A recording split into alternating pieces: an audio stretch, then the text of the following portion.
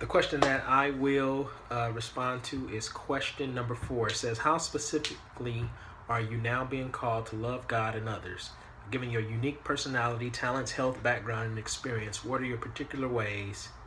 of serving God and others in your current context? And so, this class has helped me to think deeply about the love that God has for me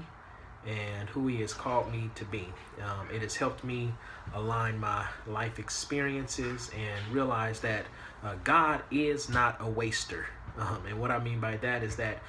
He uses everything that I have gone through and the people and relationships that I've built for such a time as this. And I've questioned why He sent me to people and to places that are completely different than my own upbringing and background, and why He's allowed me to sit in uncomfortable situations with people who think differently than I do. He has helped me to be silent and to be patient in His presence, allowing Him to minister to me, to remind me that I am His beloved, and my tendency for performance based on even my strengths to prove myself is not needed, nor is it needed for me to seek the approval from men or from man before I think it's okay to be who I've been created to be. So in light of all of the experiences in class and the spiritual formation stuff and activities, in light of the Lectio Divina, especially the first one we did, where I just heard God continually say, sit and listen, in light of the core clarity about being self-assured, and about the lament exercises that we did a week ago, that really had an impact on me as well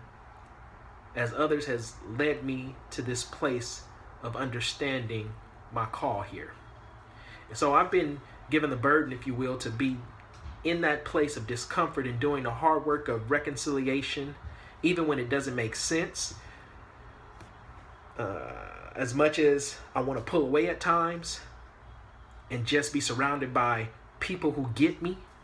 it's important that I find myself with others who don't get me, so that we're learning how to reason together for the sake of the world. In this season of my life, I am being called to love those who vehemently, however you pronounce that word, disagree with me, or who we don't have anything in common, that we would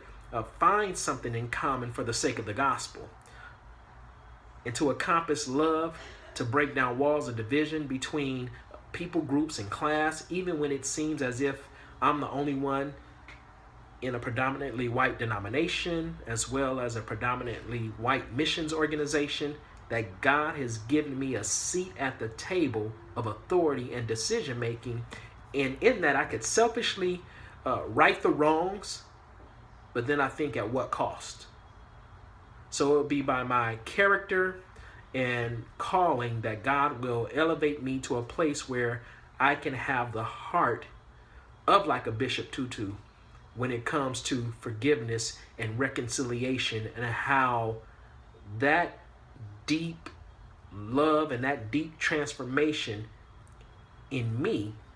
will then be transformative in the relationships that I build with others that are not like me. So that's what I got.